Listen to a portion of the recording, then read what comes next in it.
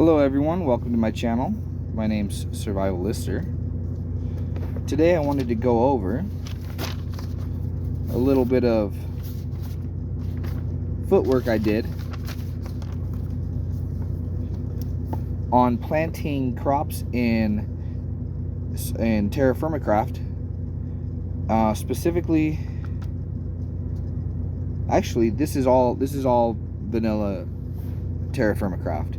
So, although later I hope to add some of the modded items, most of this information I got off of the vanilla, and this information is all correct. I verified that each of these are the not just opinion, which there's a lot of that online.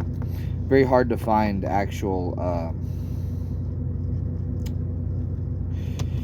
wiki pages on the newer Terrafirmacraft, the 1.18 version, which is the one, probably the best one.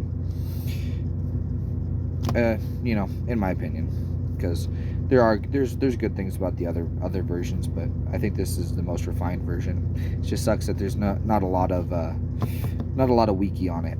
So I hope to change that. So the first thing I'd like to start off the video with is just spitting some facts so that everyone's aware of them. As far as fertilizer goes, when you use fertilizer, let's say you have a plant that uses the nitrogen in the soil out of the three, which is nitrogen, potassium, and phosphorus. When you have a plant that uses all 100% of the nitrogen that's in the soil, which you would have put in previously, it gives you back 1/6 of that 100% into the other two nutrients, which would be potassium and phosphorus.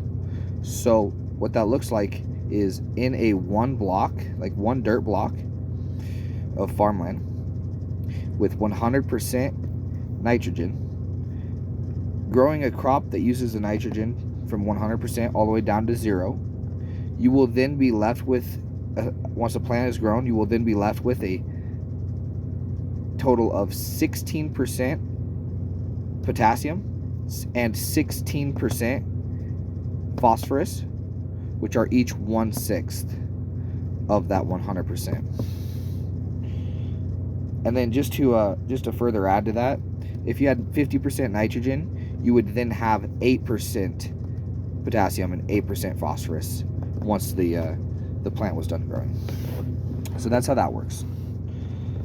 I don't have a specific way that I was going to go about delivering this information, so this is going to be a little bit hagtag, or whatever the word is, whatever the saying is, ragtag, hashtag, something like that.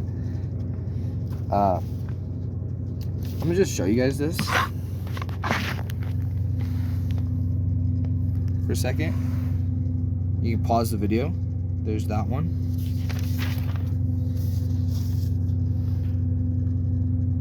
And there's that one. So these are my most refined versions. I've written this out like probably 10 different, okay, that's an exaggeration, a few different times, and these are all vanilla crops, organized by their preferred nutrient, organized by how far from water you have to place them. So if you're familiar with creating farmland next to a line of water, each additional farmland away from the water has less. The one closest is 100%. In a temperate zone, it's 100%. And then pretty much in the standard zone, it seems to be, when each seed that I start a new game on, it's usually going to be 100%, 84%, 64%, 44%, and then dry, which is literally anywhere, which not next to water, is 24%. So those numbers are actually important. The zone you're planting in is important. not only for the temperatures per the season, but also for just the general hydration of the soil anywhere. So I spawned in a rainforest area. Well, not even just a rainforest, but a tropical area near the equator. And when I dug, when I hoed the ground for farmland, when I was nowhere near water, it was actually 68% or something like that, nowhere near water. So there are crops that you can't even physically grow, not despite their temperature preference, but solely their hydration in certain zones, like tropical zones. For instance, I believe garlic, just off the top of my head, garlic is going to well, that's not true. I can look at my chart right here. You would not be able to grow, golly, I don't want to take forever just to do this. I actually don't think there's anything you can't grow. 64%, so 68%. So here's something. Cabbage, you couldn't grow cabbage in 68% humidity, or a zone where it's 68%, let's just say 68% humidity. I kind of like that. Couldn't grow cabbage at all, period. Just couldn't grow it there, because you wouldn't be able to get the soil low enough in moisture to grow it. So that's something to look out for. I think it's a really fun, really complex way that I haven't been playing any other versions of Minecraft, any of my other modded versions of Minecraft, because I just can't get over how awesome the crop system is on Terrafirmacraft. There's nothing like it anywhere else. Vanilla crops are boring compared to this. Really, vanilla crops always have been a little bit boring, but you still grow them because you want that. You want that kind of like I'm a farmer feeling. But with this, I feel like a full-blown farmer. It's pretty nice. It's pretty fun. So anyway, ranting on, we are going to try to progress through this now, as far as giving information to you that directly helps you. So the first thing I want to point out, if you don't know, or if you haven't inferred this already, with the 3 nutrients,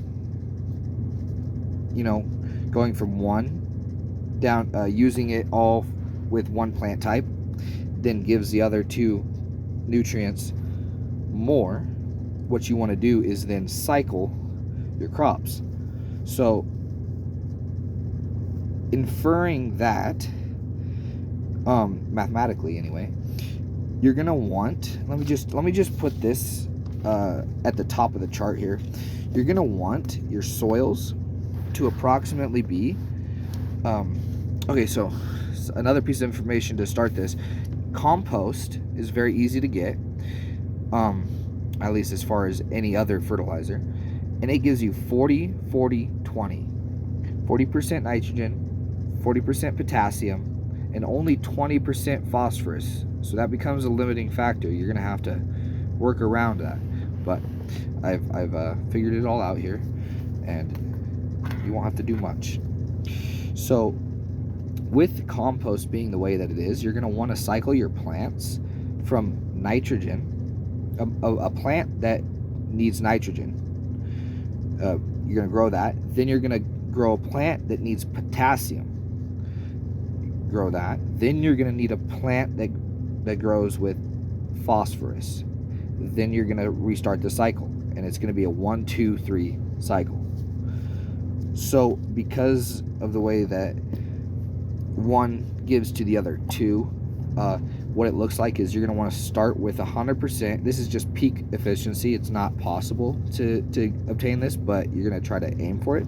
You're going to want to start with 100% nitrogen in the soil, 84% potassium in the soil, and 68% phosphorus in the soil when you start your nitrogen, potassium, phosphorus consuming plant cycle.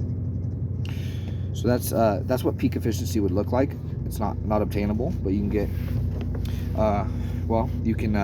You can do well regardless of that. So with that, I think what we'll do is we'll go ahead and I think we'll touch on what can be grown where first. So I've actually I'll probably bring this up, but I don't have good editing skills, so you honestly may have to go to the inconvenience of going back to that timestamp where I showed you these 2 pages, pause it and look at it, because quite frankly I don't know how to edit videos. So that'll be something that I'll be working on in the future. But what we have is we have the chart. Actually, I'll just do this. You can pause it here or whatever, take a screenshot, I don't know, but we have this chart here. And so what we have is the water. So we'll have water here. We'll have water here, and we'll have 100%, 84%. I've actually gone with 85% here. 65, 45, 25 for the farmland being away from the water. And I've already organized these by nitrogen, potassium, and phosphorus consuming plants, all of the vanilla ones that fit the category. So for instance, this top one, all of the vanilla plants that fit the category of 100% hydration, which is right next to the water, and nitrogen consuming have been listed here, and that's going to be green beans and soybeans. That's the only plant that you can grow that is nitrogen consuming, that is 100% hydration level, that you can grow on a 100% hydration level of farmland. And then it just continues on down the list. 85% hydration level nitrogen consuming plants is also only green beans and soybeans. And not until you get to 65% is it green beans, soybeans, barley, garlic, and onions. So I've made this list. You don't have to, as far as all the vanillas. However, if you wanted to jump the gun before I get to making the video, for any additional plants like Hallucinogeno-craft or any other ones, I'm playing the version made by Verph, the mod pack made by Verph, which includes that. I believe he also made that mod as well. If you want to jump the gun and make your own list, feel free. But I will be doing that in the future. So we have here a list. Hopefully I'll be able to give you a document in the description that you can download this, so you can pull it up easier or print it or something.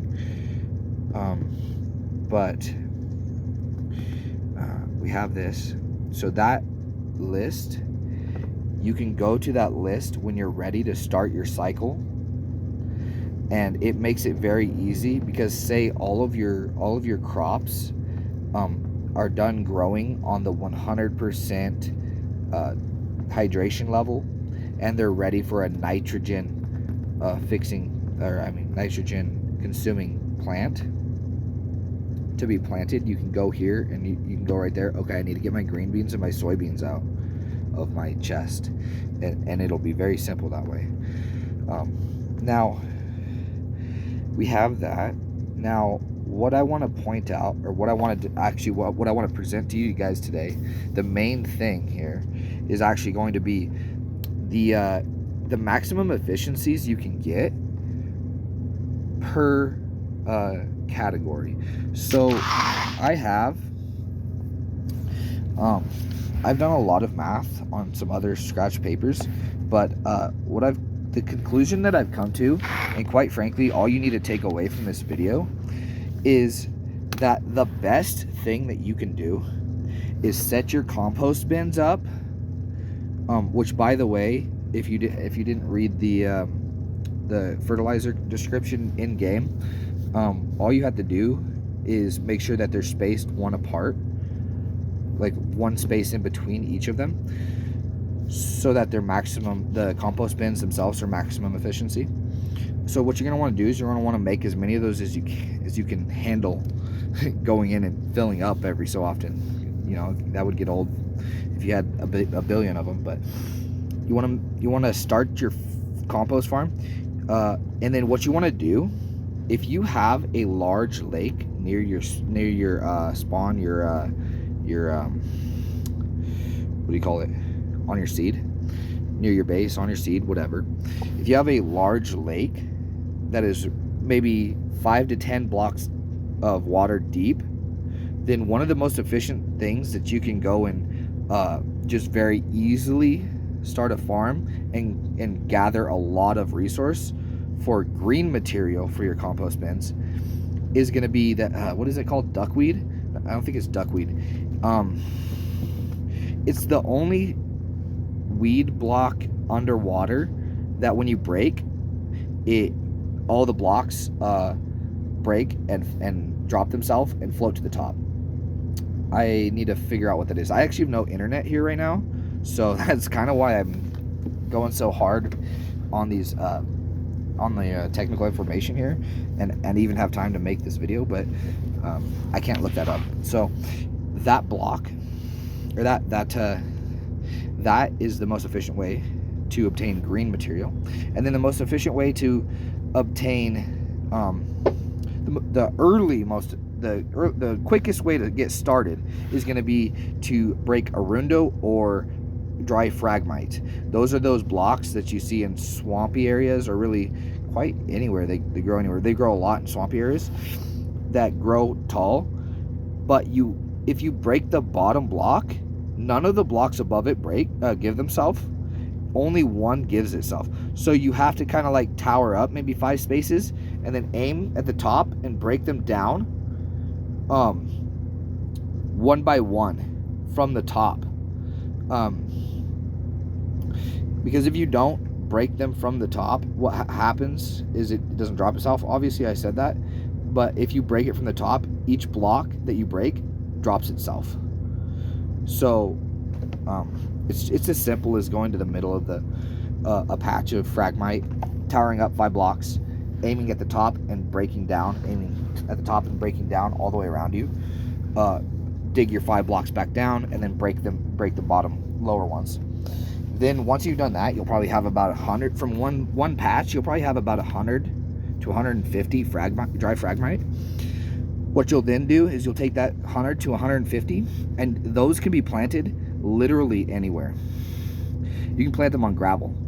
So you'll just clear out a flat space for those 100 fragmite and plant them just all right next to each other in a big block, in a large block of fragmite. Let them grow, and they grow pretty quickly. Then you'll come back and you'll break them. And those count for only 1 out of the 16 that you need for dry material. But and so does the duckweed, counts for 1 out of 16 of the green material. So you'll need a lot of them, but you'll have a lot of them, and you'll have a lot of them very easily to start with. So those are the best ways to start getting your compost bins filled up. So how your compost bin works is as I've said, you need 16 dry material, brown material, and 16 green material, which are the two crops that I've just suggested. You'll put them into the compost bin, both into one compost bin, and if you shift, like if you crouch and look at it, I believe it'll tell you the amount of days. I don't know if that's a mod for my version or if that's vanilla, but it should tell you in fact, thinking of it, that would be what that would be is actually that would be, what am I looking at, or the other one, the one that I actually have, I forget. But if you have a mod pack, it'll tell you how many more days, and I believe it's 9 days or something, or 6, I don't remember. It actually should tell you in the vanilla version in the book, in the index. If you go in there and type it in, fertilizer, it'll tell you, or composter actually, I think, it'll tell you how many days it takes for it to mature. Once the compost is mature, you'll go with an empty hand, crouch, aiming at the compost, and right click, and if it's mature, it'll drop itself. If it's not, it'll empty the bin and there'll be nothing. So be careful. or I mean, not so much careful, but be aware. You know, be present-minded. Don't just go clicking a bunch of your compost bins with the empty hand and find out that 20 compost bins later you've just deleted all of your compost out of the world. But anyway, that's going to be your main objective, aside from gathering the seeds, which that is not what this video is about. I'm assuming you've already gathered a bunch of seeds and you're already growing your crops, but you're doing it very inefficiently because either you haven't started composting, you haven't been able to find the materials to compost with, which I've solved both of those problems for you, or you don't know how to use your compost efficiently, and that's what I'm about to go over now. So what I found is that just very blankly and simply put, the easiest, just like as far as thought work goes into, the easiest, most straightforward way, and in my opinion the most simply efficient way, and technically the most efficient grow time. So using your compost, using all your resources you have to maximize the efficiency of your grow time, which is how fast your plant's growing and how much of it you get per that harvest. What you're going to want to do is every cycle, nitrogen, potassium, phosphorus. Now you're back to getting ready to put a nitrogen plant in the ground. Every cycle that you do, you're going to put 4 composts into the ground. Now, if you've used compost before, you'll know that what's going to end up happening is it's going to waste that last 2, as far as nitrogen and potassium is concerned. But you need that for your phosphorus if you want to do it the easiest, most straightforward and simple way, which it is going to be, because it was very easy for you to go and make the compost bins, go and gather the plants for the compost and make the compost. That's been easy, so therefore this is the easiest. What that does is that replenishes the nutrients in the soil for the next 1, 2, 3 nitrogen, phosphorus, nitrogen, potassium, phosphorus plants. So how efficient that ends up being is, I had it on the other piece of paper, but I believe it's 1 plant cycle per, shoot, that's actually a different one. It's okay, but approximately 1 compost equals, let's do it this way. Approximately 1 1/4 composts, 1 singular compost equals 1 cycle. So 1 whole plant, and that 1 whole plant at 100% nutrient level in the soil, that 1 plant will be grown twice as fast, and it'll have 5 times more crop. It'll only give you the crop if you grow it and harvest it. Therefore, it'll only give you 1 seed back. So it's only 1 seed back, unless you kill the plant, in which case you don't get the 5 times on the crop, but you do get 1 to 3 seeds at random from killing the crop. So that averages to be 2 seeds, which is not a lot. So you can only double the amount of seeds you have per cycle, or per harvest, I should say, because it doesn't have to be a cycle. So we've covered the easiest. That's one of the most efficient grow times, is to use 4 composts per 3 cycles. Now another efficient another one of the most efficient grow times, but more efficient in the compost use, if you can obtain bones, is going to be to use 3 composts and one bone meal per 3 cycles.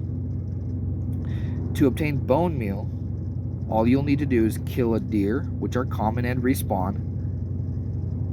They drop a bone. I think they drop more than one bone. And then you take that bone and you put it into your quern and grind it. Also, to obtain bone meal, when you kill a deer, they'll drop an antler. There's a recipe that allows you to convert that antler directly into bone meal.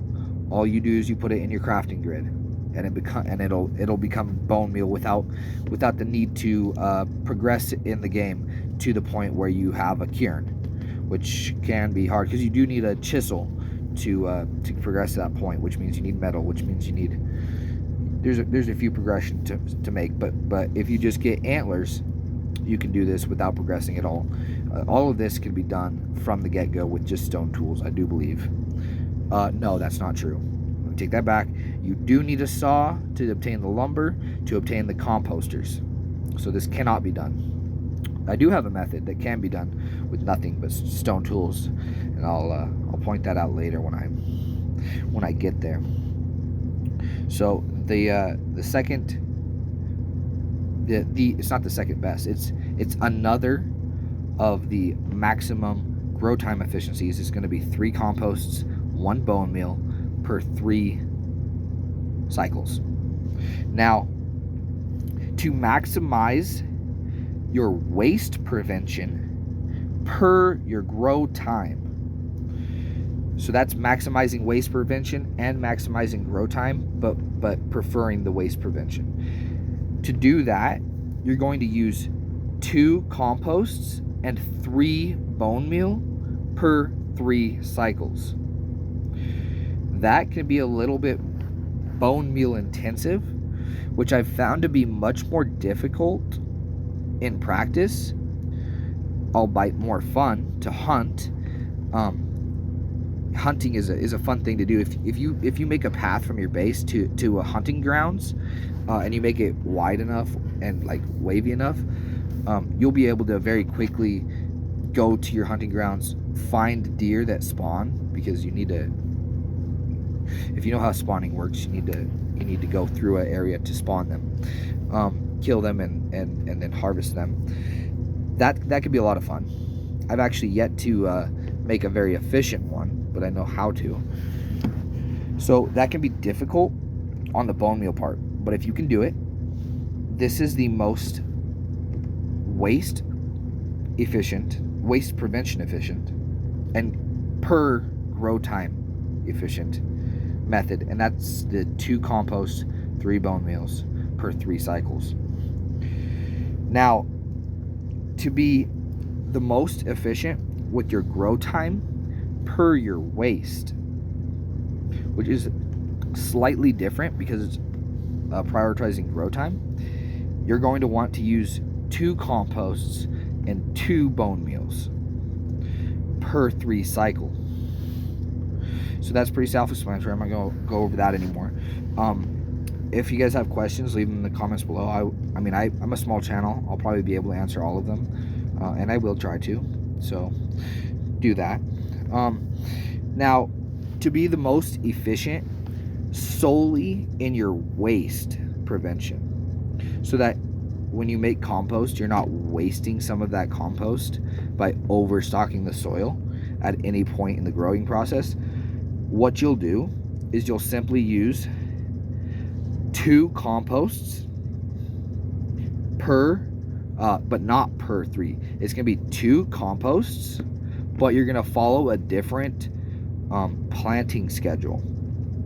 So instead of planting a nitrogen, preferring a nitrogen plant, we'll just call it a nitrogen plant, a potassium plant, and then a phosphorus plant, what you'll do is you'll plant you'll put the 2 composts in, you'll plant a nitrogen plant and then a potassium plant, Then you'll plant a nitrogen plant, and then a potassium plant, and then a phosphorus plant.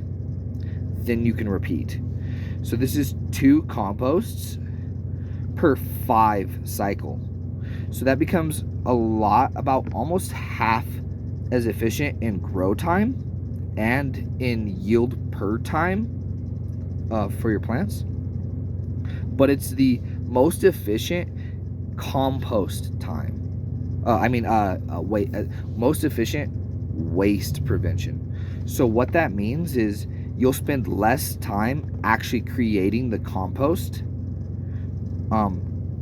per your crop yield. So you'll get more plants for your actual time making the compost. So that can be valuable to some people, especially early when you don't have a lot of compost to have getting started.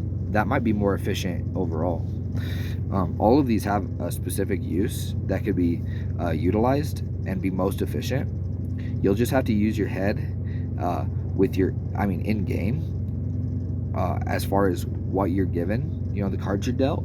Just use this and you'll be able to choose the best option. And we're not just talking about being able to maximize like 3 seconds of game time. We're talking about up to 1000% more efficient that we can be in our crop gains, which 1000% is also said 10 times more. So that's a lot of potential gains within a short amount of time that can compound. So if you're using that 10 times efficiency to make more seeds, what you're actually ending up doing is, well, it's actually not 10 times. It's only 2 times. You can only get 2 times more efficiency when you're making seeds because you don't get the times 5 crop yield. But you can get 2 times more efficiency, but you can get also another 2 times more efficient way of gaining that efficiency. So that's 4 times more efficiency in your crop. In your seed gain, which means that each harvest you can double your seeds, which means that the next harvest that you do is 4 times more seeds, which means that the next harvest you do is 8 times more seeds. And if you did that 4 times sooner, then you've just foregone the first 3 cycles of your crop. So you literally skipped 1, 2, 3 whole crop cycles. And I mean 3 crop cycles at vanilla pace without fertilizer, which is painstakingly slow. Usually you die before then, especially if you're in a hardcore world. That can make all the difference. That means you don't die. That's 3 that you just skipped. So that could be very valuable.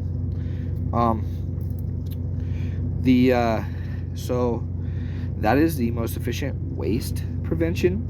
I have some obscure ones here, which this is actually, I had mentioned earlier. This is going to be the one where you can use stone tools only to progress to this point and still be as efficient in the growing process of your crops. And you don't need compost to do this. And that's going to be by 100% bone meal usage, which if you're going to only use stone tools, you can only obtain the antlers and not use the bones for now. You can save them, but you can't use them if you only have stone tools. So that means 1 deer equals 1 bone meal. So keep that in mind as I say these things. But you can kill a lot of deer pretty easily. They spawn in 3 to probably about 3 to 7 deer per spawn, and you can find a spawn within maybe 5 to 10 minutes and kill them very quickly, especially if you've made a bow. A bow only requires that you kill a few spiders, which is difficult but not impossible, for their string, or made string through the other methods. I don't think you can do that without progressing past stone tools. So kill three spiders, get lucky, get 3 string, make a bow, and then get flint which is pretty easy to make, pretty easy to get, just gravel. Get feathers. All you gotta do is find a duck, crouch with an empty hand, and hold, I believe you hold down your right click, and it starts harvesting feathers. You can get a stack of feathers out of one duck, and then sticks. So you can get a stack of, 3 stacks of arrows. What is it, 4 stacks of arrows? I think it's, I don't know, something like that, very quickly. And deer takes 2 full shots from a bow. So very quickly you can axe down one deer and shoot the rest. Boom, you got the harvest done, and you're moving on to the next one. So the bone meal usage here is gonna follow a different planting schedule though, and so I'll actually bring that up before I even say what the bone meal usage is. Actually, it's on this same page here, because you're going to grow 5 phosphorus plants before you even grow a nitrogen or a potassium plant. So you're gonna get 5 per one of the others. So let's go over what you can actually, no, it is the other one. This is gonna be the fastest way to say this one. So you're gonna get 5 times more of these plants if you're growing this way, which is not a bad thing. Oats, rye, wheat, maize, which maize is it's called maize in the game, it's corn, pumpkins, and melons. So I have a little bit of an opinion on growing pumpkins and melons like that, because unless you're doing it for seeds, to multiply your seeds, it's pointless to grow like a pumpkin or a melon plant and then break it, for obvious reasons, because the pumpkin or melon plant continuously produce. But if you're trying to multiply your seeds, there's nothing wrong with that. You want to plant 5 of those in a row, kill them, and then harvest the seeds. Well, now you've just gone through 5 cycles of doubling, which is, I think, 16 times more seeds than you had before. So, well, technically that's not true, because each cycle only takes 1 and makes 2.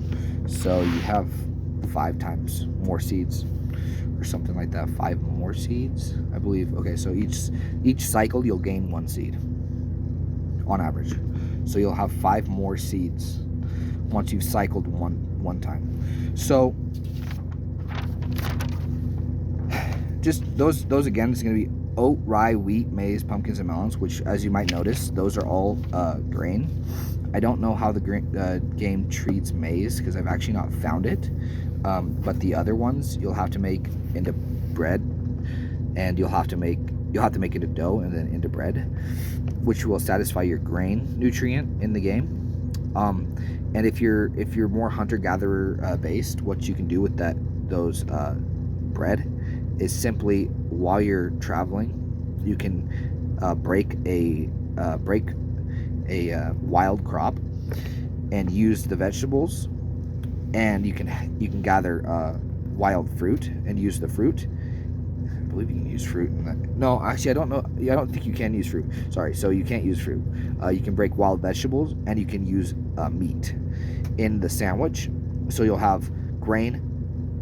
You'll satisfy your grain nutrient, your meat nutrient, and your vegetable nutrient, which is 3 is enough to get you up to 1500 health if you do it evenly, consistently. 1500 health.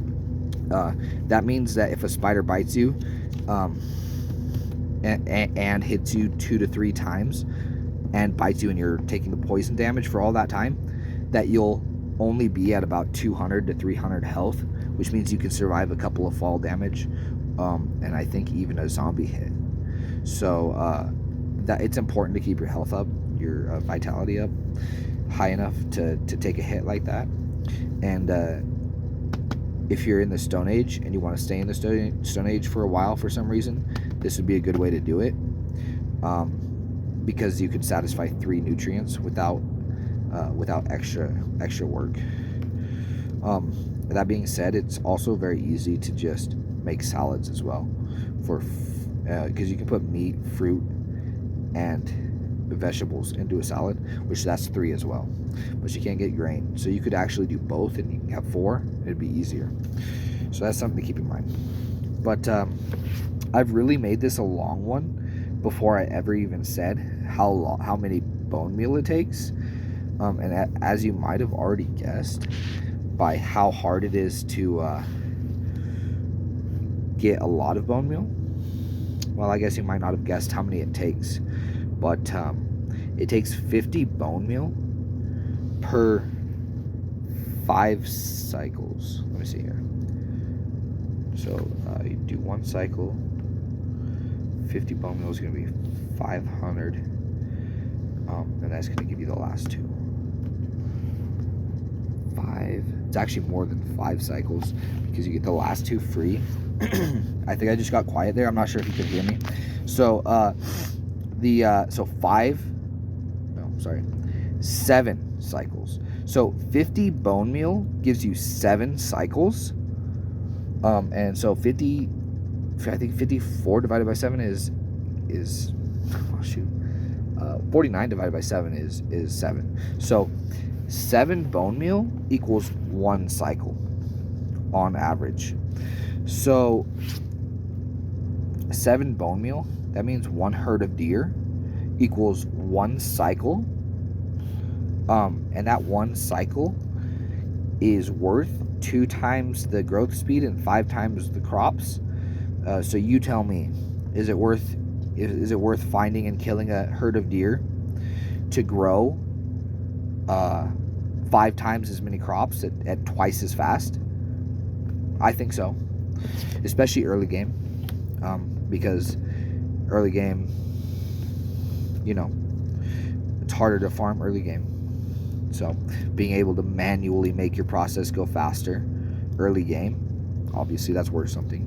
Or is it worth it to double the speed at which you're gaining seeds without any crop gain?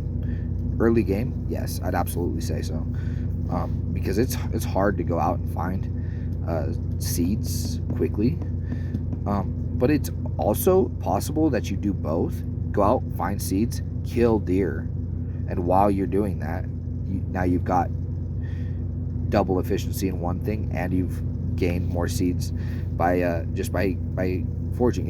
It's not hard to find seeds early game, but it is hard to find one specific seed early game. So you might travel 1,000. Honestly, you might travel 3,000 blocks, and you'll have a full inventory of nothing but seeds. Excuse me. If all you've been doing is gathering the seeds and dropping everything else, you'll have a full inventory of seeds, but it'll be like 8, 16, 4, 2 of the different types. And let's say the type that you wanted, you only got 4 of while you're out foraging. Well, you could travel another 3,000 blocks just to get another 4, and now you have 8. Or you could travel probably 100 blocks, find a herd of deer, solely use their antlers for bone meal, cycle the bone meal with that crop, and now that only works, that'll only increase how many you have by 5 for phosphorus plants, and by 2 for nitrogen. It'll increase it by 1 per cycle for potassium and nitrogen plants. So if you're really trying to maximize how many of these phosphorus plants you have, that's a great idea. Nitrogen or potassium, it's a good idea early, especially if you only have 4. If I have 4 seeds and I want to double how fast I get the next ones, I think I'd rather go out and kill 4 herds of deer to double how fast those grow than wait, I think, what is it, like 14 to 30 in-game days, which in-game days take, 15 to 30 minutes? That's like an entire game session just to turn my 4 seeds into 8 seeds.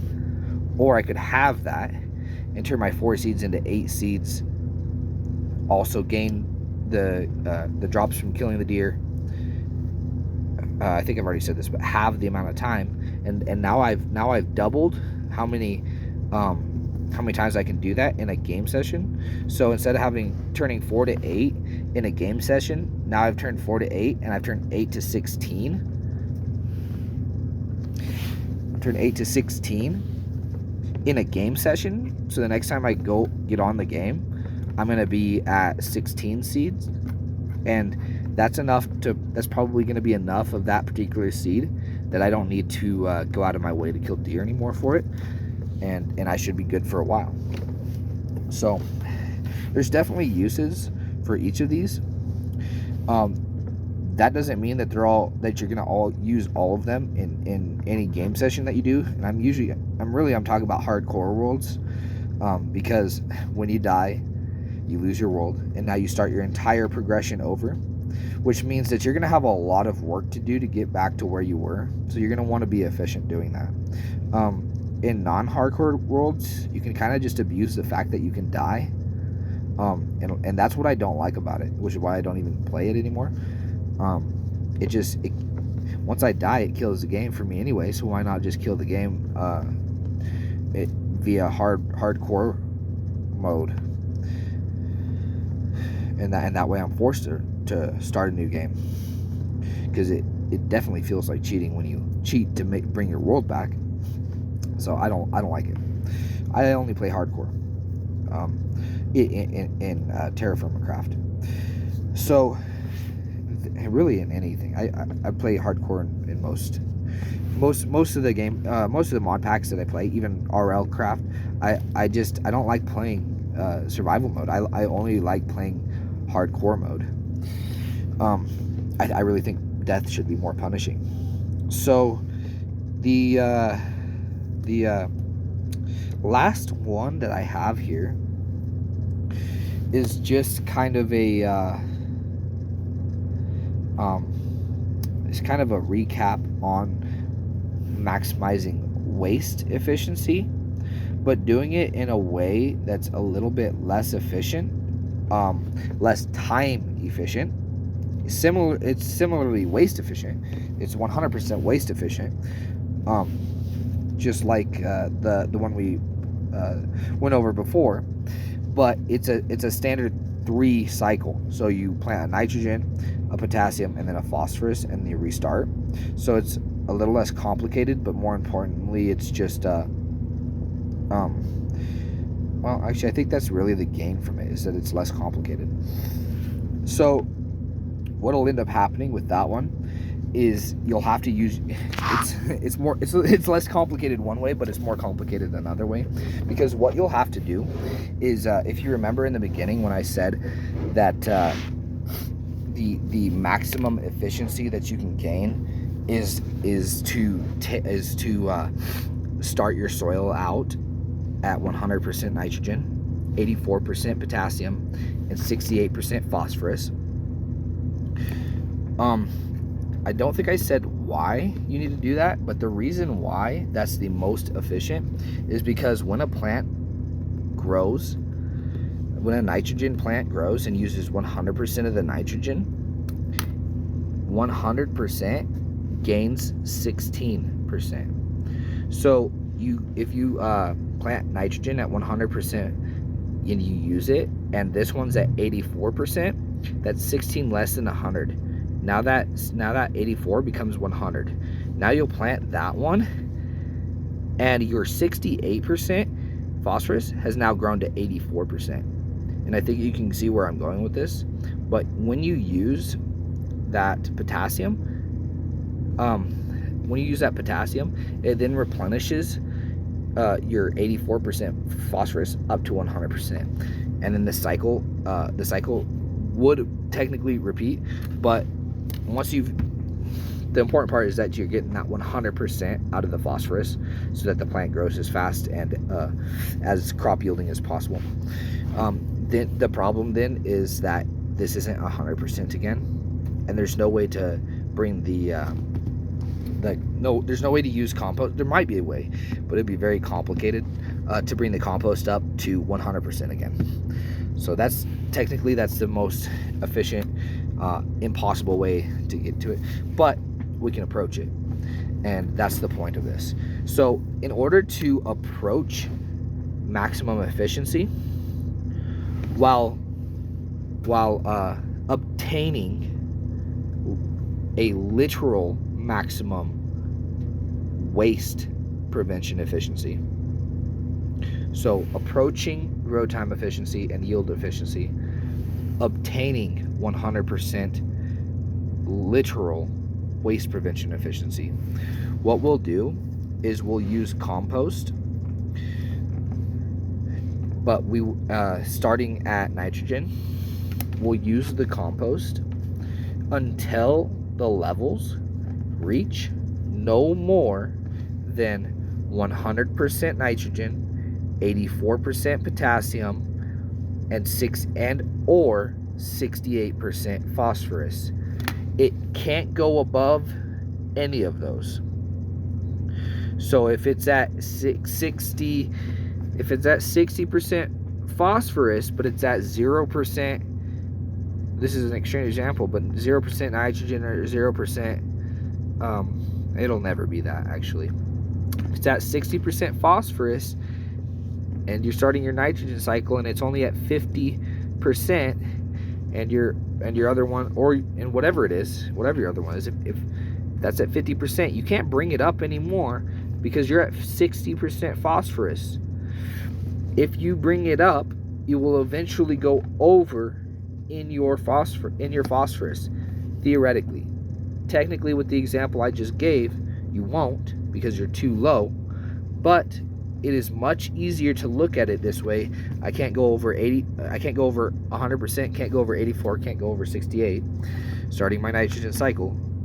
If you look at it that way, 90% of the time it will be true that you will end up wasting your compost somewhere along the lines if you go over those. The reason for that is more obscure, and I don't want to explain it because I think I've over-explained a few things a little bit too already. And it's not that I think that. I know I've over-explained a couple of things on this already, and I don't want to. I'm already nearing 52 minutes, and I am going to leave this uncut. I really feel like everything I've said is valuable. I'm also not great at cutting, and also I'm not going to go over 52 minutes of myself talking to myself because I already know everything I've already said. So that would be extremely boring for me to listen to myself say things I already know. So hopefully you've only learned and not had to hear things that you already know in most of my video. Hopefully this has been entertaining at the least, and informative at the most.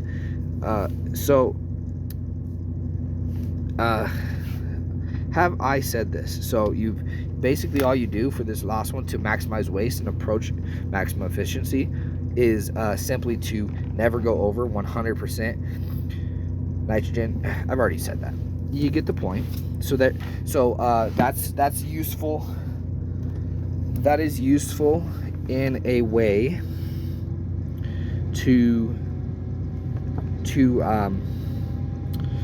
well, I'll leave it to you. You can figure out when is that a useful situation.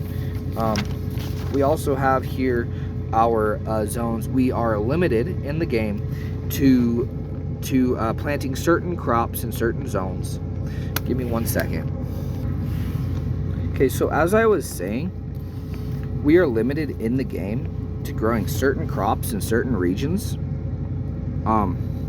And sometimes we're limited even further by other factors, which is what's kind of beautiful about this game, is that it's complicated.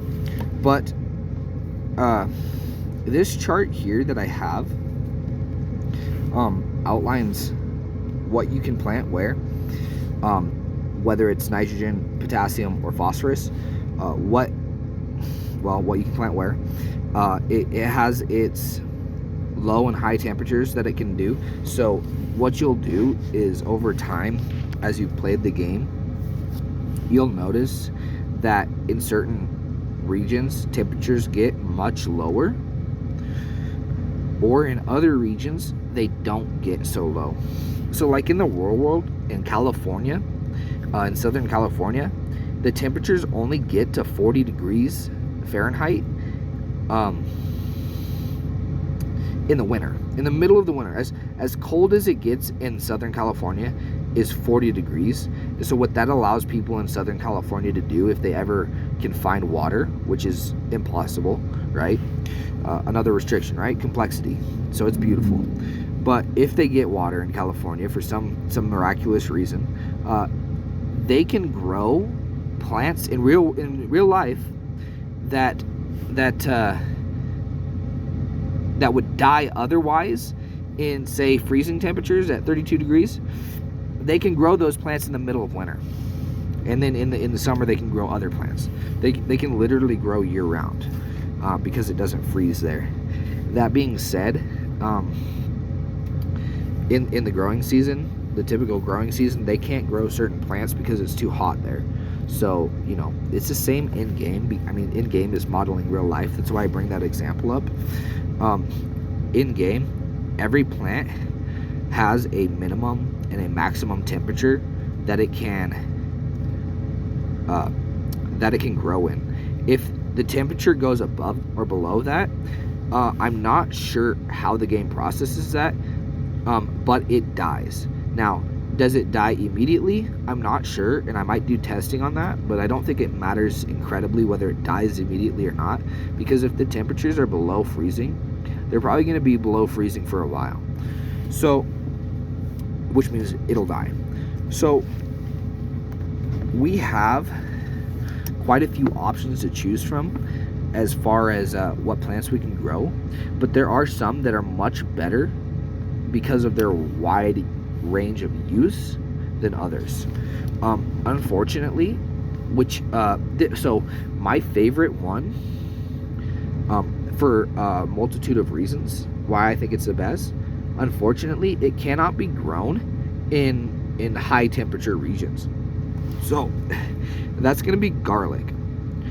Garlic can be grown between negative 20 degrees Celsius, which, by the way, the game gives degrees in Celsius, so it's a little difficult if you don't know it, which I didn't, but you'll learn it very quickly if you try, at least relative to the game. So I believe 0 degrees is freezing, by the way, in Celsius. So that's Celsius 0 degrees is our 32 degrees Fahrenheit.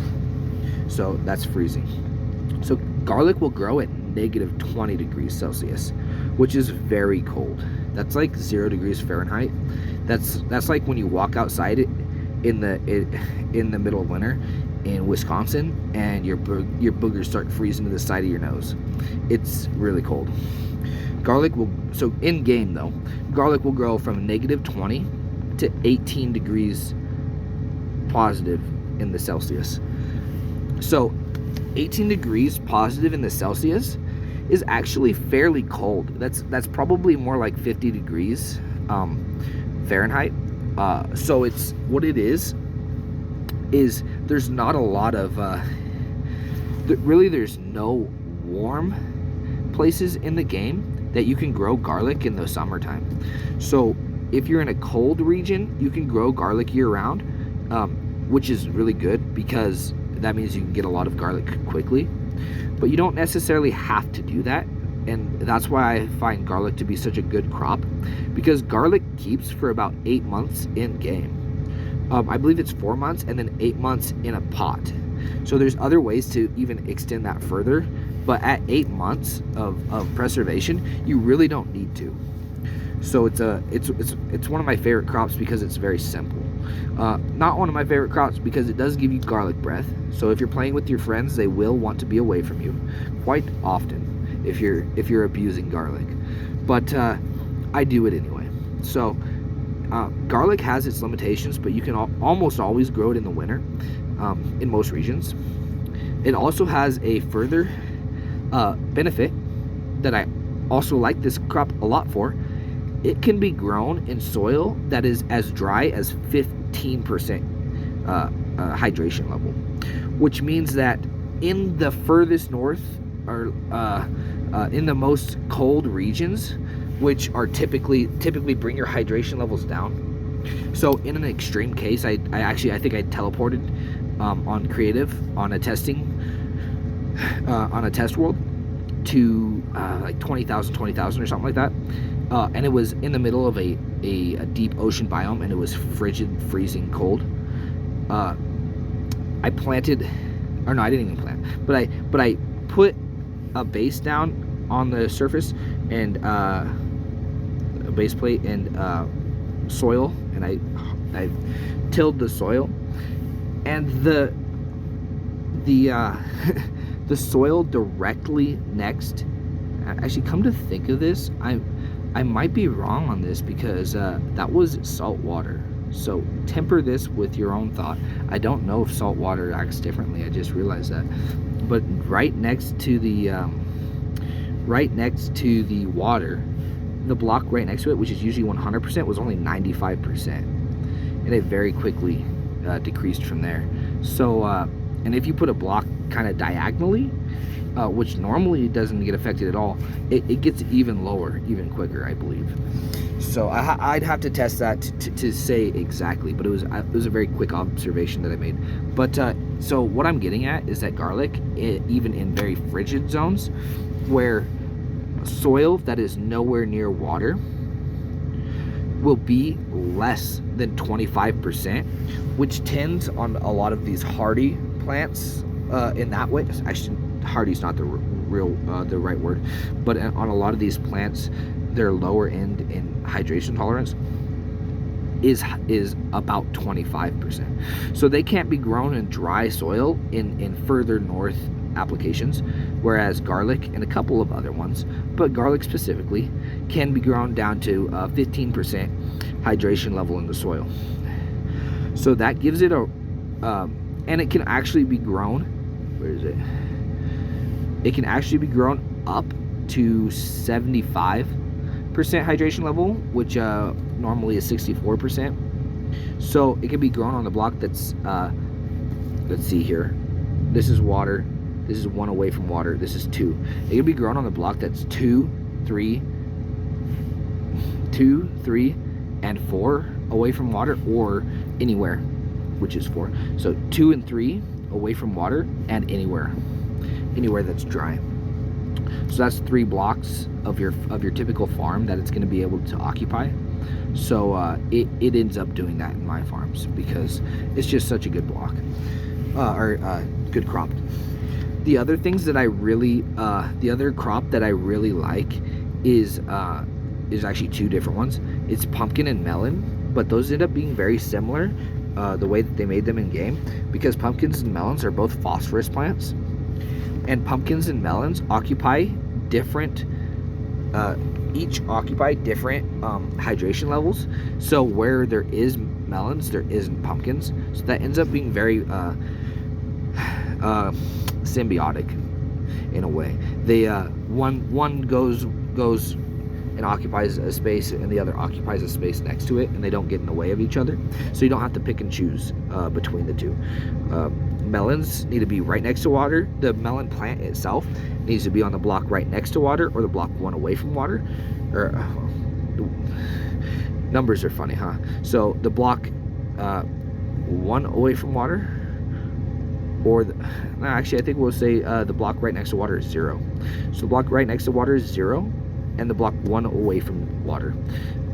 Pumpkins need to be 2, 3. Let's see. Water level 1 away from water. They need to be 2 away from water and 3 away from water. So pumpkins can only be grown on two farmland blocks, and melons can only be grown on two farmland blocks. So actually they don't conflict with each other if you plant them correctly. They do if you plant them right next to each other. Like if you planted 2 melons, two pumpkins, obviously the ones on the inside can't actually grow plants, fruit. So, but if you plant them both directly next to each other, or both 1 away from each other, they can they can grow. Basically, they can grow their fruit. It's very simple. So I am rambling on at this point, by the way. I'm just going over a lot of this information that I've gotten down. You can actually figure this out for yourself just by looking at the download that I'm gonna provide, or going to the point in the video where I show this and pausing it. But I like to talk and I like to hear myself talk, so I'm gonna keep doing that. But you can feel free to leave at this point, and on your way out the door, leave me a like, because I put a lot of work into this and I deserve it. So as far as that goes, we've really covered a lot here. Garlic, pumpkins, and melons are some of my favorite ones. Personally, I don't like dabbling in the grain, oats, rye, wheat, because it's more difficult and it's limiting. Because I actually have a lot of fruit-bearing trees near where I am, and there usually are fruit-bearing trees. And seasonally, there are bushes and, well, I guess those are both called bushes. The small bushes and the large bushes like raspberries and blackberries. Seasonally, those become available. So fruit is available year-round, but you can't use fruit in a sandwich, which is a sandwich is how you eat grain. So I tend to not be as big of a fan of it.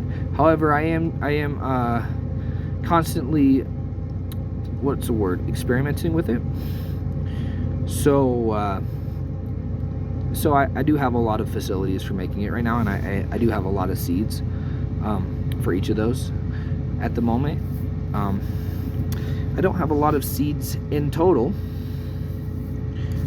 as many as I'd like to, because I'd like to have a very large farm. But I probably have about 100, maybe even about 200 seeds, and I have farmland for all of it right now. But I'm working on making farmland in a more convenient location right now.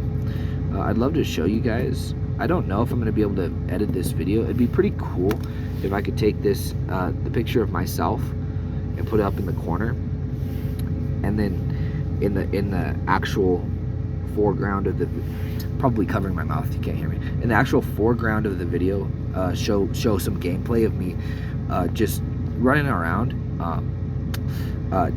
planting crops and whatnot. It would be a lot more complicated for me to make a video of me like using my character to exemplify or make an example of these things as they happen in this video that I'm making now, because I'd have to go back and I'd have to watch it and do that. That'd be a lot of work. If you guys would like to see that version, leave a comment, and I'll be reading the comments. I know I'll get a lot of comments eventually, but in the beginning I'll probably only get a few. So if you're one of the first people to watch this video, definitely leave a comment, because I'm definitely gonna see it.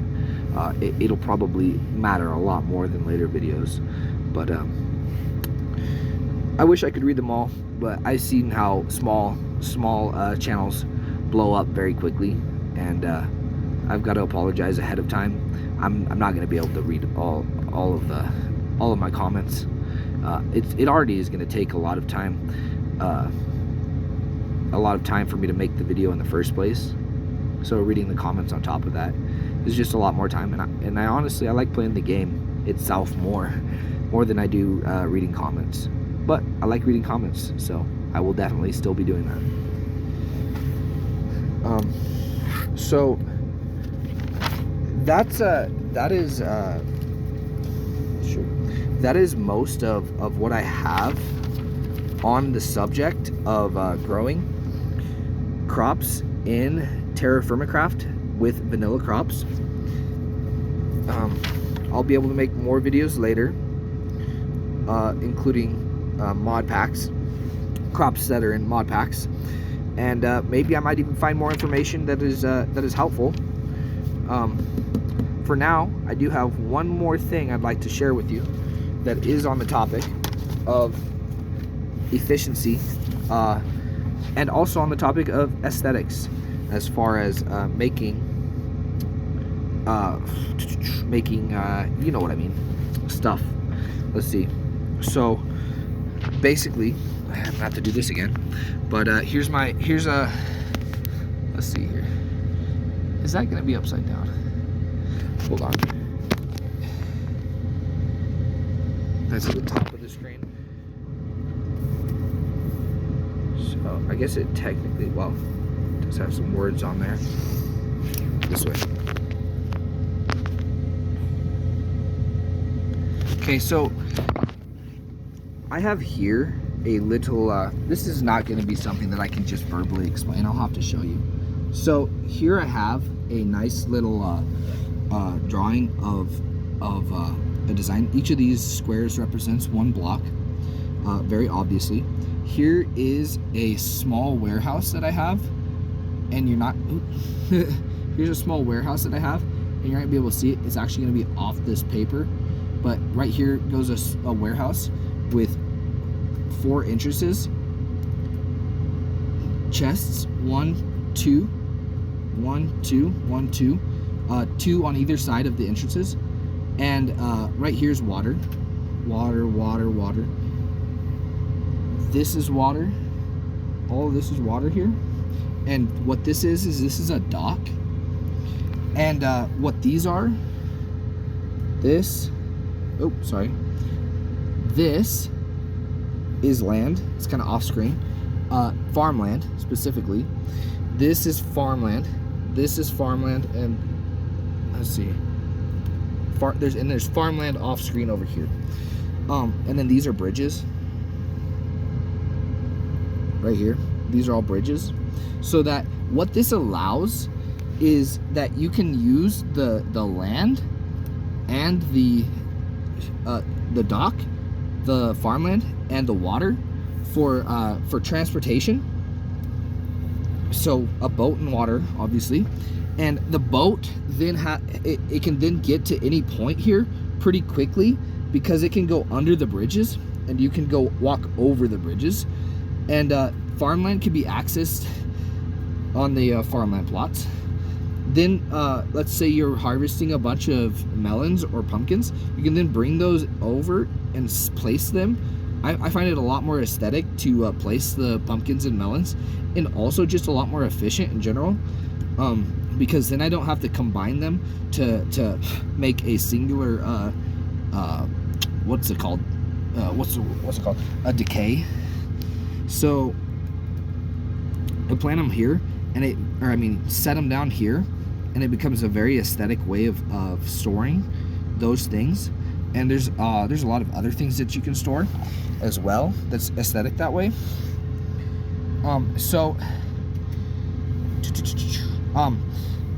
This right here, all of this is dock. It's just one block. Don't use half slabs. I know it might seem better, but it's really game breaking, or it really ruins immersion when you go and you right click on a half slab in water and you drink from it. That kind of kills it. So and don't use 2 half slabs either, because in this game 2 half slabs placed in a block of water also counts as a waterlogged block, whereas placing a 1 block down in the water does not. So use full blocks for your dock, unless you want to be able to cheese the fact that you can drink water off of a dock. And what I have here is just a really efficient way of getting your character out into the water, having storage there in the water, and being able to reach, if you can see, reach your farming plots and your land quickly via both on foot and water. So the way that this is designed, it's just increasing the efficiency that you can do that both by land and by water. That's why the dock is kind of broken up the way it is, because you can come in here and put your boat here, and you can access a few things, and you can get on your boat and go somewhere else. And you can also come onto the dock, access, and go back. It's I forget what the word's called, but it's like an intermediary or something. Shoot, I'm blocking it. So something. I was just gonna kind of say what the numbers are here. What ends up being efficient with two storage spaces on either side of you walking down this dock. 7 wide, 6 or 7 wide becomes a very efficient number. And then as far as these little jetties, coming out 3 blocks so that you can come in here and turn your boat around easily, coming out the 3 blocks on a 2 block wide is quite efficient. And then storing and then having it to whereas there's a 2x3 section on either side of you and walkway here is quite efficient, and so is a 3x5. But a 3x5 is going to be a less commonly efficient. You're not going to use that as often. This is going to be for if you want to store a bunch of barrels. That would be a very efficient use of a 3x5, but even still a 2x3 is really the way you want to go. And really, if I was storing a lot of barrels, I would probably put them on the sides of my 7 wide dock, just because it's, you know, it's going to be easier that way. It's just going to be more convenient to access it that way. But a 7 wide dock is the efficient way to go about doing that. And then a 2 wide dock is, obviously you want your path to be 2 wide. You don't want it to be 1 wide because you know, once you hit this point, what you're going to do is you're going to have to squeeze between your product. That kind of sucks, you know. And then your bridges are going to want to be 2 wide as well. And another thing, you want this area between your bridges to be 6 wide of water, because it takes a second for your bridge to get up and over to where your boat can go under. It takes a few blocks. So, you know, by the time you have this 6 wide water gap, you're only really going to have 2 wide that's comfortable to go under with a boat. Technically 4 wide, that's possible, but 2 wide that's comfortable, which is enough. If you don't like that, you could go longer, but I would not recommend going shorter, because trying to position your boat to go straight through a 1 block wide gap where you don't hit your head, or at least don't feel like you're hitting your head, well, that just doesn't happen. I guess it would be a 3 wide block gap where you don't hit your head physically, but you're getting closer to where it sucks. You know, do you though. So that's kind of a overview of this is like probably the third or I've turned it upside down for you. This is like the 3rd or 4th time I've drawn a dock to try and get it to actually be efficient and aesthetic as well. Aesthetics is big for me, but this is a very efficient interchange, and I do believe that's the word, for water to land. The reason why this is a good idea in Terrafirmacraft is because in Terrafirmacraft you can't actually move the water without aqueducts. So you end up having to make your farm where water is. Well, what's the easiest place to make a farm where water already is, other than somewhere where water is 100% present? And that's going to be a lake or a large body of water that you can then fill in with anything on the lower part, but on the upper part with soil for farmland.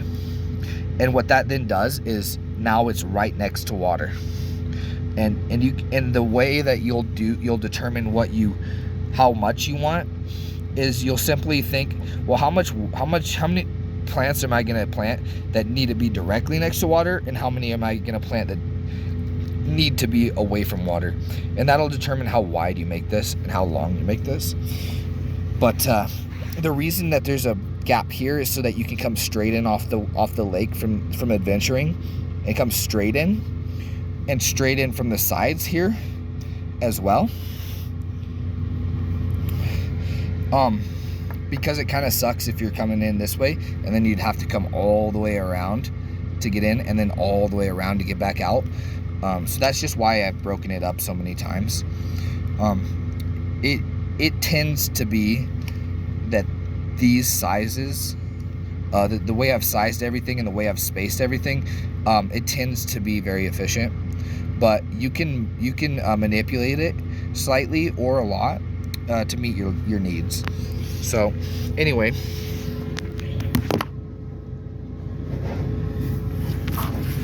that's a hour and 20-minute video saying just dumping information in your direction. Hopefully you guys have learned something. And honestly, I don't even want to end the video, but I think I'm out of things to talk about. At least things that are worth anything to you to talk about. I'm not gonna ramble on about things that I know you probably don't want to hear about. Not to you anyway. I have other people that I can ramble on about those things too. So I'll just take a minute to double check that I've got everything, because this is kind of a one flow video. I'm not actually making a lot of cuts. I did make one. I had to go check on something, and I'm gonna have to go check on something again in a moment here. But I think I've really covered everything there is to cover as far as efficiency in farming is gonna go.